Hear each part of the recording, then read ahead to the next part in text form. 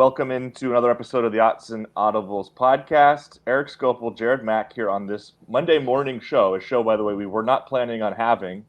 We've talked about it this week. We're going to have a Monday evening hot stove transfer portal reaction show. I think we'll still do that. But Oregon has, in the interim, announced they haven't officially announced, but numerous reports indicate that Texas San Antonio's Will Stein will be Oregon's next offensive coordinator, replacing Kenny Dillingham, who took the Arizona State job about 8 days ago. Pretty good in terms of just the timeline here, which apparently we joked about it. Gosh, 8 hours ago when we were on our last podcast. Yeah, it's ridiculous. I asked Dan, what's the timeline for a decision? He said somewhere between now and when it happens. Well, the answer ended up being very soon, 10 hours. Yeah, not even 10 hours. We postponed recording this a little bit. I wanted to get my bearings a little bit more, learn a little bit more about Will Stein, so we could kind of inform you. Because I'll be honest. And we should know Matt won't be on this podcast, but we think he'll be on the evening show. He is in transit from Los Angeles, where he covered the Oregon-UCLA men's basketball game Sunday afternoon. But I wanted to get my bearings on this. I think Jared felt the same way because there were a lot of names listed. I think Will was somebody who was maybe kind of on the periphery. I didn't know a ton about Will Stein going into this, and I thought we should probably have some answers for the listeners of just who this guy is. So just brief background here. This makes 2 consecutive offensive coordinators I've been older than, which is pretty remarkable. Go Erik. Go me. I'm only 33. I don't feel like I'm that old, but Kenny Dillingham was 32, and we just did the math on Will. He's 33, at the same age as me, but about 4 months younger, born in September. I'm an April baby, an Aries over here. Just to kind of checks the boxes of keeping the continuity with the young coaches, and somebody who, if you kind of dig into, and we'll get into some of the stats and the information, I think you should be pretty excited about in terms of the trajectory of kind of the coaches Oregon has brought in with Dan Lanning. He's not been afraid to kind of go after, I don't want to say unproven coaches, but certainly younger coaches that aren't necessarily household names. I mean, Will Stein is not somebody who, again, when I saw the name pop, I went, okay, I've seen that name. I don't know much about him. I need to do a deep dive. I went and did that. I'll kind of go into detail with what I've learned, Jared, but kind of what are your initial kind of feelings about this hire and then kind of where it sets the team up right now? Oh man, I won't sit here and pretend like I knew immediately the background of Will Stein. I had seen his name when he was eventually named a OC or co-OC for UTSA, but I won't sit here and be like, yeah, man, I knew exactly who this was. I knew exactly what he's about. So immediately it was just a quick deep dive, like Erik said, into what he does, and then watching game tape and then listening to interviews or reading interviews that he's done. I'm a fan. This is something that we talked about yesterday in the podcast, or at least I did, where I'm like, I think they're going to go young, just like they have with basically all of their coaches, except for a few like Joe Lorig. But the same idea as Kenny Dillingham, where it's a young guy who's, I know Dillingham was probably more proven than Stein is just because he had worked at Auburn and Florida State, but a very similar path. Somebody who just climbs through the rankings as an offensive coordinator. I mean, he was coaching Texas high school football just a couple of years ago. He had only been at UTSA since 2019. Announced a co-offensive coordinator for last season, but was in control of the play calling. So that was all his doing. I'm a fan of the hire. I'm glad that they're keeping it young. I'm glad that they're keeping it an exciting offense. I mean, just a few things from the film that I watched, or the game highlights that I watched. It reminds me very similar of what Kenny Dillingham runs. It's a lot of quick hits, it's a lot of easy throws, which was a mainstay in Kenny Dillingham's offense. That's why Bo Nix was second in the country. I think he eventually finished second in the country in completion percentage. But quick hits. There's a video of him going around at a coaching clinic where he talks about what he wants from his offense, and that's get the balls to the playmakers, which is great. Good idea. Run hard, run physically, another good idea, and then take a bunch of deep shots down the field, which again is very familiar to what Oregon just went through and Kenny Dillingham and his offense. Overall, I'm excited. I've got some random stats to throw out, but I'll toss it to you quickly for just what your thoughts were after doing a little bit of research. Well, just to kind of expand some of his I guess biography of who he is and where he's come from. This is a quarterback who played at Louisville from 2008 to 2012. Was, I don't think, ever a full-time starter for the Cardinal, but had decent success over a 4-year period of time. Competing in games, ended up with 6 touchdowns and 2 interceptions. Following his playing career, he'd spent 2 years at his alma mater in kind of various support roles. 1 year as a GA, 1 year in quality control. And then I like to look at this kind of as and it's not quite the same because you can't compare Nick Saban in Alabama really to any other, I would say, preparation from a school perspective. But then he went and spent 3 years at Texas, first under Charlie Strong and then 1 year under Tom Herman. And to me, that's kind of the synonymous. And these were, by the way, in similar kind of quality control role, which Dan held when he was at Alabama. But that to me sort of stands out as his learning years, right, where he's just kind of trying to figure it out. He surrounds himself with big coaches, one of which ends up hiring him at Texas San Antonio, Jeff Traylor, who was the tight ends coach, I believe, at Texas, or was at least on staff there in some capacity. I might be getting my wires crossed. Maybe he was a tight ends coach before Drew Maringer, who he also coached with at Texas. But those 3 years, again, and we'll have to maybe we'll get him on the podcast. We'll certainly do an interview when this is all announced and kind of get more of his background. But I imagine those are the years where he's, in his mid-20s, trying to figure out what he wants to do professionally, how he wants to, achieve his highest aspirations as a coach, and spending time at a program like Texas. Again, not quite like Alabama, but not many schools have more prestige and kind of name recognition than the Longhorns. So I think that was a clear time where he was kind of in the learning phase. And then he spent the next 2 years as the offensive coordinator at Lake Travis High School in San Antonio in the Texas. So a couple of years there, and then was hired in 2020 by Traylor at Texas San Antonio.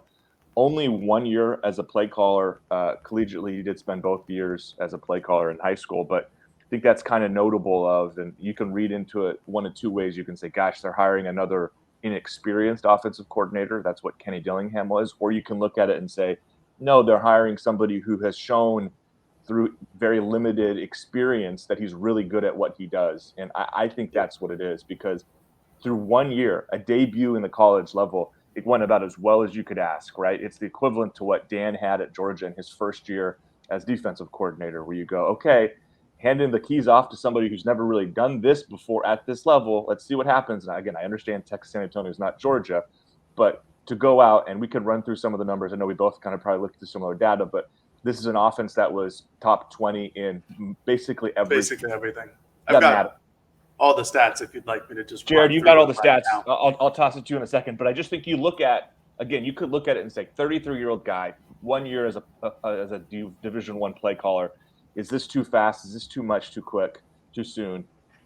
I think the answer is no. You're getting a guy maybe a year or two before other big schools, or maybe this would have been a guy who would have been hired by fill in the blank school that looks for a coordinator at a later date. Mm-hmm. But I think Oregon jumps in and grabs a guy who, as Bruce Feldman said in his tweet, is considered one of the faster risers in the college football ranks. And again, a guy who, I hate to say it before he's even officially been hired, but you just think if he has the kind of success that many anticipate he will, might not be here very long, because this might be somebody who, if Oregon's offense really gets humming, and again, you don't want to throw that out before we even get into the here are his stats, meet him or anything. Yeah, and all of that.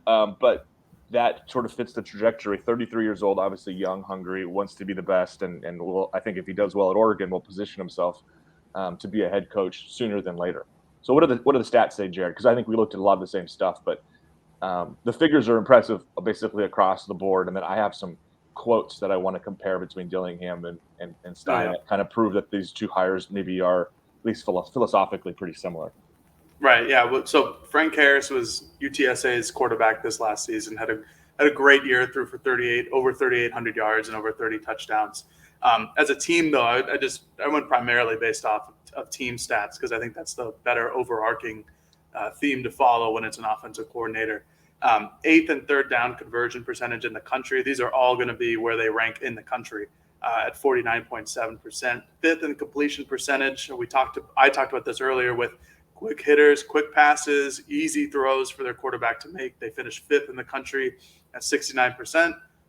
Nice. Tied for first in first downs as a team in the country with Utah at 342. So that comes passing first downs, rushing first downs, penalty first downs. They were tied for first in the country. They are second in the country in passing first downs behind Washington at UTSA had 193, Washington at 206. 12th in total passing offense, 308.6 yards per game. Tied for seventh in yards per attempt. How often they throw how far they throw the ball down the field on every attempt. 8.7. They are tied for seventh with Oregon. I was going to say Very Oregon, similar. right in that range, right in that range. Right, and UTSA was 17th in red zone offense, so 90.2% of all of their red zone trips ended in points. Oregon finished 60th in the country. Didn't write down their percentage, but 60th compared to 17th. Seventh in passing efficiency, overall passing efficiency for UTSA, 162.67 was their passing efficiency.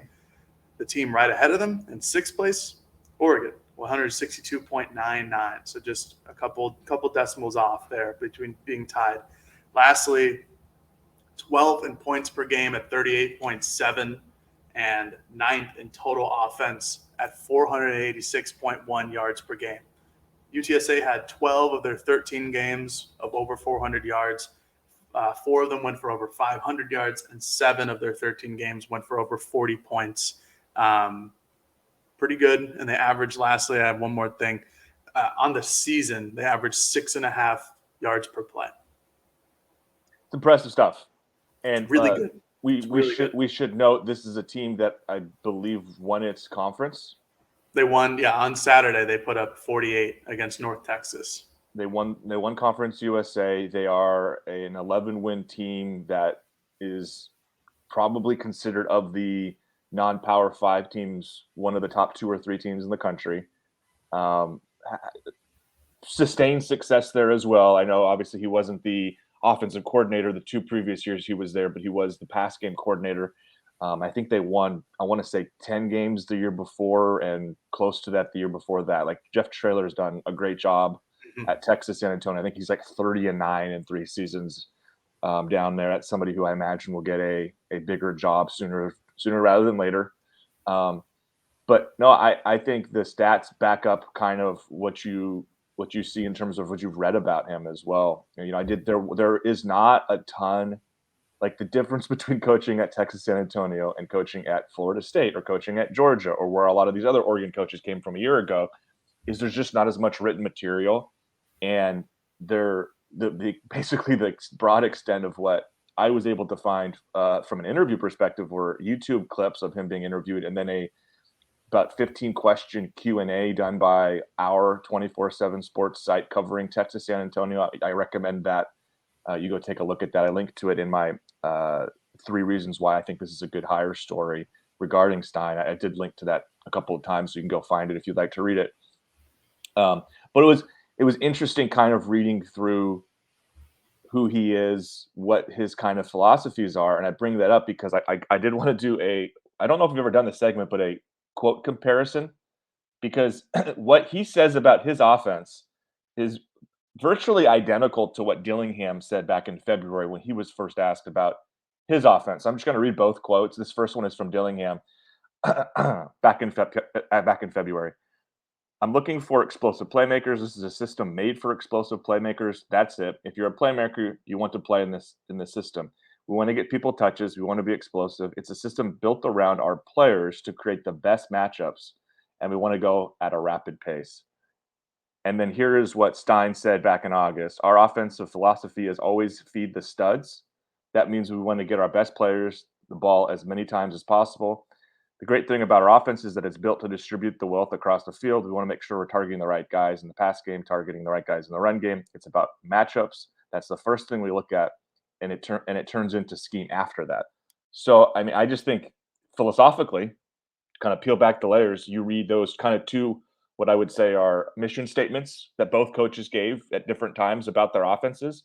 Very, very similar, right? You mean, and again, I don't want to oversimplify football, which is, I would say, probably the most complicated sport out there in terms of what happens before each play. I mean, there are literally 11 players on one side of the football with 11 different responsibilities and 11 players on the other side of the football with 11 different responsibilities. You got 22 people out there all doing different things in tandem. It's a very complicated sport. I don't want to say like, oh, this quote indicates they're doing the same thing, but you can see from a philosophical perspective that Dillingham and Stein both kind of prioritize similar things, right? They want, and it's not rocket science, right? And I'm not trying to make it more than it is, but I just kind of found it interesting reading Stein's quote and then comparing it to what Dillingham had said of, okay, hey, this kind of aligns. You got guys who want to get the ball to playmakers, that they're going to build their offense around those matchups and prioritizing positive matchups against negative matchups. And obviously, you can say what you want about Dillingham and the way things played out in Corvallis. I know people aren't thrilled with that performance, but I think if you're just being objective, Oregon's offense was really good this year, and Dillingham was a huge part of that. And there were times this year where Dillingham looked like one of the best coordinators in the country. You think about some of those big wins that they had in the middle of the season, even some of the, I mean, I think they called pretty darn good games down the stretch. I know people aren't thrilled again with some of the stuff in Corvallis, especially the 4 plays near the goal line, but all in all, I think that was a really strong season. So if you're getting another coach who's got similar ideas, a similar kind of philosophy, I think that's, to me at least, a pretty big win. And a couple other things he said that stood out. Again, there's not as much written material, video out there. There is another clip I've seen of him speaking at a coach's clinic where he kind of identifies some pillars of what he wants to do offensively. Um, a lot of it sort of aligns with what Dillingham has also said in the past, and I thought it stood out to me. Talked about wanting a violent, dominant run game. I think every coach in the country is going to say that, but also saying that there is kind of a minimum number of shots downfield they're going to take per quarter. They want to stretch the field vertically, 2 per game, 2 per quarter, 8 per game is kind of the minimum number. The stats bear it out. One of the stats Jared didn't read, but I also pulled up was that they're explosive kind of plays. Second nationally in plays over 10 yards. I think you had that one, but also 16 of what I define as like true explosive plays. That's 40 yards or greater with 11 through the air, 5 on the ground. Clearly an offense that will stretch you vertically. We saw that this year with Bo Nix have some success throwing the football down the field to Troy Franklin, to Chris Hudson, to several other players. I don't think you see that the offense will change too much, Jared. Do you have anything else kind of on the broad base here? Because I do have, before we kind of wrap, a couple of questions on possible personnel that could maybe end up at Oregon in part because of Will Stein. I have like a couple more things to add. Nothing crazy, but I think you covered most of it. And just when I watched UTSA play, it was very reminiscent to how Oregon's offense has performed all season, and that's a great thing. That's exactly what you want. When Oregon, outside of the Georgia game, when they first started to get rolling, especially against Eastern Washington, and all the Oregon fans were like, "Wow, this is what Chip Kelly was like. This is the quick hitters. This is all of these good things. This is exactly what Stein does. This is a guy who's going to make watching Oregon football, especially on offense, fun and like it has been this last year." And I understand that there's some things towards the end of the season that people didn't like about Kenny Dillingham's play calling. But like Erik mentioned, overall in the season, they had one of the best statistical offensive seasons they've ever had. And that had Bo Nix at the helm.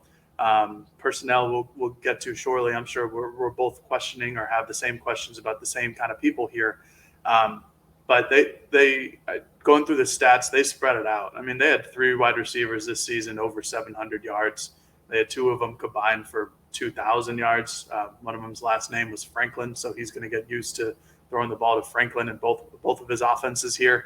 But again, it was another 2-back system as well in UTSA. Both had over like 600 yards or 700 yards. I think one of them was just shy at 699, but I'll count it as 700. Their quarterback ran for almost 600 yards. So you kind of look, and I think we'll just kind of move into the personnel standpoint of you look at what they do just from a pure statistical basis. They need a running quarterback. Will Stein would probably prefer a running quarterback, which Bo Nix, when healthy, was shown to do. And they're going to have some playmakers on the outside. I think with Will Stein's offense and the amount of talent that Oregon already has on offense and the amount of talent already coming in on offense in the recruiting cycle, personnel is going to be really interesting to see how they use it. And I'll let you take it from here and hear what you have to say about personnel. Well, okay. So I think I think myself, you, and Matt are sort of operating under the expectation that Bo Nix, seemingly the odds are better than we thought that he's coming back for 23. I think that Sure. feels like kind of the consensus. I'm really curious about Hudson Card, though. Yes. And this Very is, I interesting. think we're both thinking the same thing here. It's not just that Hudson Card is in the transfer portal. It's not just that he was, I think, pretty darn good when he got to play at Texas. Those unfamiliar, this is a third-year player. Started, I don't know, maybe 6 games over his career. Kind of was in and out with some injuries, with some competition with Quinn Ewers, all of that. But you look at it, the guy completed 66% of his passes, threw 11 touchdowns, just 2 interceptions, 8 yards per pass attempt. Run stuff isn't quite what you would. That isn't comparable to Bo, at least. He had 1 touchdown on 47 rush attempts, barely ran for a yard per carry. But where this gets interesting is we mentioned earlier Stein's background as a high school coach. Well, he was the offensive coordinator, quarterbacks coach, assistant coach when Hudson Card was at the same high school back in Texas. So this is the coach who developed Hudson Card into a 4-star, top 60 recruit nationally, ends up going to Texas. I just think it's interesting that Card is in the transfer portal. Oregon, we mentioned it not too long ago, the value of finding another transfer quarterback and kind of the difficulty of what are you pitching? If Bo's coming back and Dante Moore ends up signing, and even if Ty Thompson chooses to leave, it's still okay. In 2023, clearly you're looking at it being Bo Nix's job. In 2024, they're more than likely, hopefully, grooming Dante Moore to be that replacement, etc. But someone like Card, who again, similar to Dillingham with Nix, has that prior working history, you just kind of wonder if this makes too much sense not to happen. And again, we're not reporting even contact is made or anything like that. Like, we have nothing to report on that. But when Card's name entered the portal, I kind of stocked that away as that could be a name to follow. And then when you go and hire his high school position coach, offensive coordinator, to be your new offensive coordinator, like, the stars are kind of aligning too much just to ignore it. And he might end up going 1,000 different places that aren't Oregon. But if he does end up at Oregon, it would make a lot of sense and would certainly kind of add to some more intrigue here with what happens.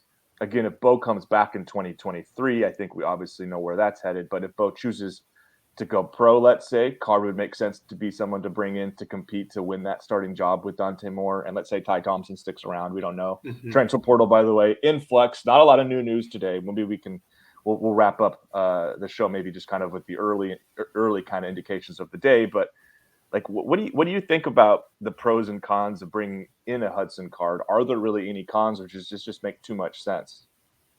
I don't really think that there's any cons here. I kind of chose to ignore that Kenny Dillingham had coached Bo Nix, and then Bo Nix went to the transfer portal last season, because, as famously documented, wasn't the biggest fan of Bo Nix transferring here. And then, lo and behold, he just needed proper coaching in an offensive line to actually unleash his true abilities.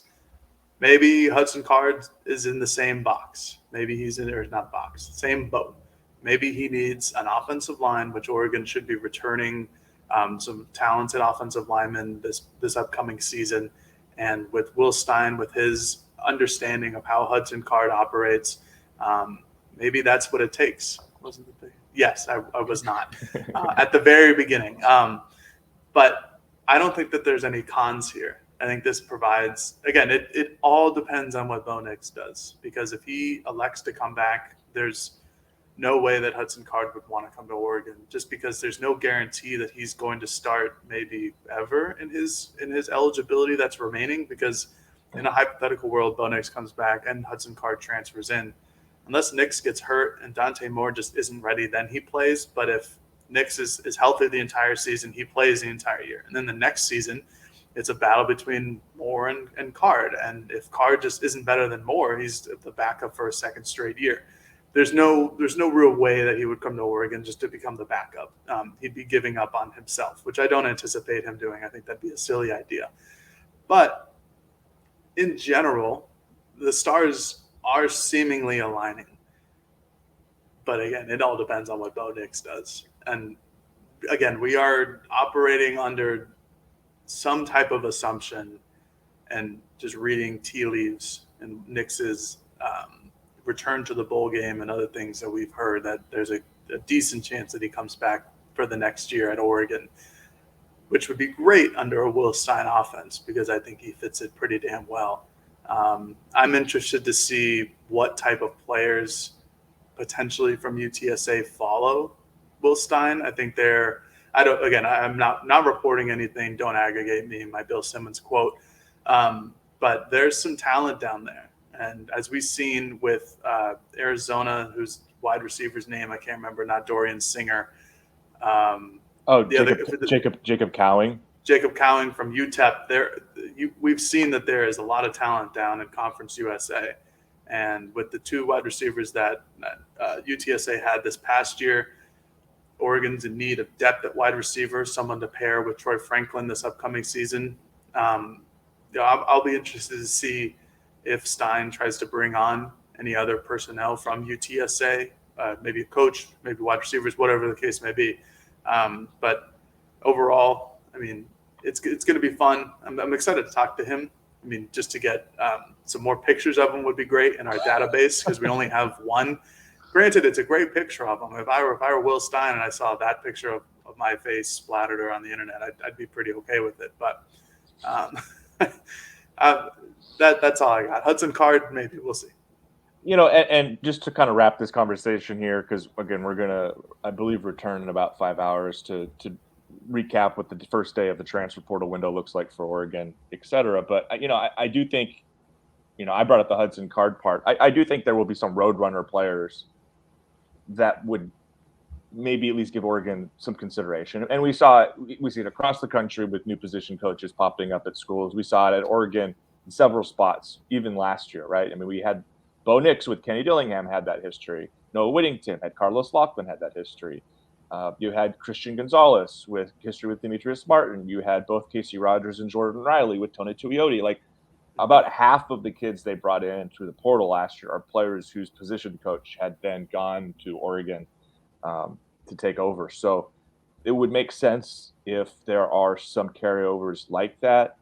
I don't know to the bringing a coach over. I'm guessing that coach would come over in an analyst role unless there was some sort of agreement coming in that Stein wanted to bring one of his guys over.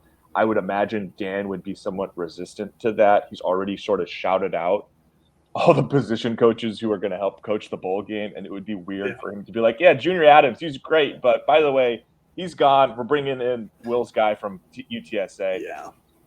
In part because, I mean, not to diminish coaches at a lower level, but for the most part, you've got the guys who are rising like a Will Stein, and then but the guys at the bigger schools from a position coach perspective, most of the time are going to be the best guy. I think Oregon has good position coaches on offense. I don't know if there's going to be an improvement unless there's just a guy that Will says he's got to be with me. I need him here to have success. So I wouldn't anticipate too much from a coaching perspective coming over unless Oregon is to, in future days, lose out on an assistant coach of some kind going somewhere else, which could always very, very well happen. I'm sure he'll clearly have a role in filling out any staff that he needs to replace. But right now there isn't any as far as we know. So keep it on Duck Territory for further updates on anything staff related.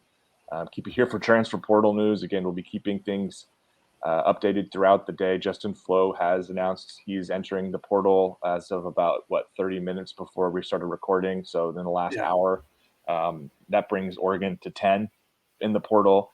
We'll see how many more we've got on our list later on. We should also note there's been several walk-ons that have entered the portal that we maybe haven't written stories on the site. We're aware of those players. They'll be on some sort of master list, but we're only going to be writing out guys on scholarship just because otherwise we'd be spending all day doing content. And I should note, I am a little bit annoyed with Will Stein, Jared. Just annoyed because I had completed a Dan Lanning, here's what he says about the offensive coordinator search story, was about to hit publish, checked the Slack channel, saw that they'd already hired somebody before I finished the story. I still wrote the story because I spent like an hour on it. Sit there forever. Yeah, but it doesn't matter because the story's first sentence was like something along the lines of, And Dan doesn't really have an idea of when the hire is going to be made. And then the hire was made before I hit publish. So, Will, right then and there. That's disappointing, but I won't hold it against him too much longer.